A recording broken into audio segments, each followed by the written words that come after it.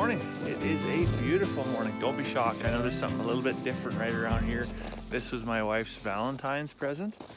Was shaving off the old mustache. Anyways, it is a beautiful morning out here this morning. It's very tropical. It's like minus 20, which is a welcome break. And I just come over to check on the two rams, and I noticed that our no-fill water trough is frozen solid because the boys have been up to shenanigans and got the cord unplugged. So we're gonna go ahead and get that plugged back in because this thing is rock solid. We'll see how long it takes to defrost. I'm thinking because this thing is frozen completely, completely solid. They probably unplugged it yesterday and I just didn't see it. So it'll probably be more than a couple hours till this thing's defrosted. Anyways, being that it's so nice, we are gonna open the hatch on the chicken house. This will be the first day they've been out in probably a week. Now that we're on the right side of the polar vortex, let them girls get some fresh air at least. Good morning, chickens! Good morning, June.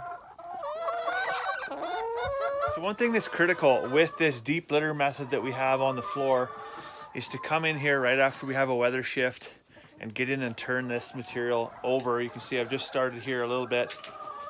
Get it aerated, because if we don't get it aerated, get it heating and get it, to cook off, it's gonna go anaerobic. And what does that mean? Well, long story short, you're gonna have ammonia and you're gonna have one heck of a stink in your coop. Not a good time for anybody. So we actually get tons of questions about the deep litter method. And the biggest thing I find to remember is that it's a management system. It is not something where it's just set it and forget it. We'll get some noisy chickens over here. It's often touted on the internet that you can just spread this layer of sawdust or straw or whatever dry material and then, come back in a week and add more and maybe turn it over a little bit. And it's really not a lot of work. And even we've been guilty of sharing some of that propaganda, because the chickens do a lot of work. You can see they get up in the pile and they scratch and they tail and they do move things over. But chickens, if they're in confinement and left to their own devices, are just disgusting creatures. They really are. So they require management. So there's three big things you got to keep in mind if you're going to use the deep litter method. Deep litter serves three purposes inside the chicken coop. Primarily serves as bedding, obviously soaks up all the manure that comes down from the roosts.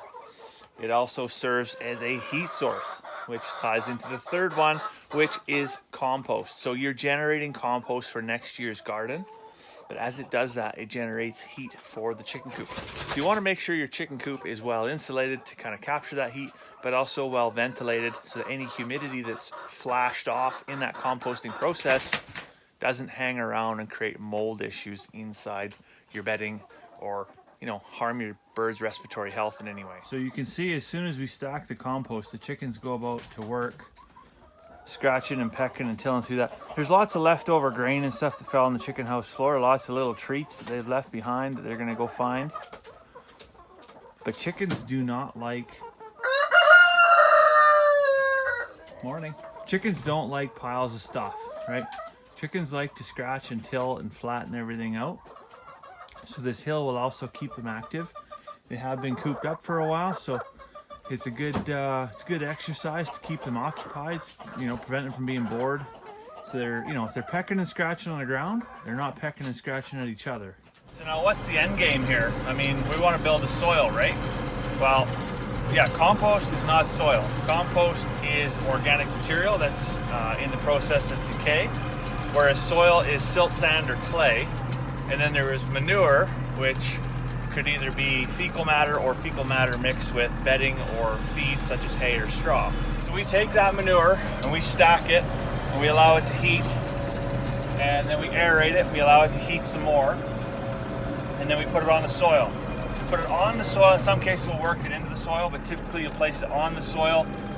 The reason you do this is because you don't want to destroy the soil structure.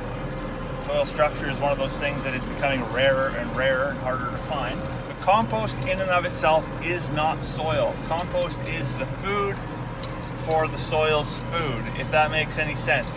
You're not directly feeding the soil when you're adding compost. You're feeding something called mycorrhizal fungi.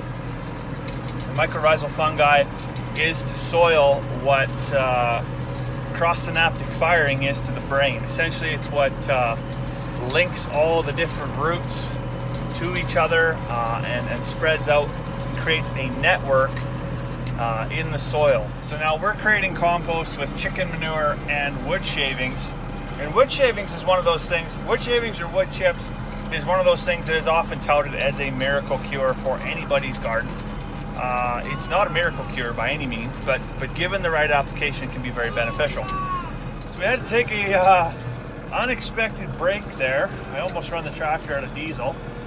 I heard it start to falter, and then I was like, oh boy, like if this thing actually shuts down, then we're dead in the water, because I don't know if we have diesel here, and if the injectors are dry, I've got no way to prime it back up and get it running properly again. And not to mention the fact it doesn't have a block heater, and this thing doesn't like to start on a good day, never mind when it's minus 20 outside. Thankfully, we had one jerry can of diesel left, which is a rookie mistake or whatever for letting it run out of diesel, but the fuel gauge doesn't work in it, so I check it every few days just to see kind of where we're at. I didn't do that this morning because I was kind of in a bit of a hurry. Anyways, we did have a little bit of fuel, got it in there, and we got our back up and running now. So we're just running the second hay bale into the bulls here. Came over behind the shop again to check on the rams, give them a little bit of feed, see how their no-fill water was doing at defrosting. And I noticed that them boys have unplugged the cord again. I don't know if this is a game to them or what, but I'm gonna tuck it behind the gas line here and see if I can stop them from pulling it out. Now hopefully, just a couple wraps around the pipe prevents them from getting their head in behind it and yanking it out. I can definitely say anybody that says they like winter has never had to chop the ice out of a water trough so that these dirty buggers can drink. It is not a good time. Anyways, back to compost. One of the biggest questions we get about composting and deep litter and working with chickens is, and sometimes it's not a question, sometimes it's more of a statement in your face, really comes down to the smell. Does it smell? Well, 99 days out of 100, no, it doesn't smell. In 99 days out of 100, I would eat my lunch on the floor of the chicken house. Not obviously on the floor, but I would, you know, it wouldn't, the smell wouldn't bother me because it is a earthy, organic, you know, it doesn't smell like poop, basically. It doesn't smell like pee and poop. It doesn't mean there's not a smell. Of course there's a smell. Everything has a smell. It's just not an offensive smell. It smells like dirt and pine shavings, really, is all it smells like.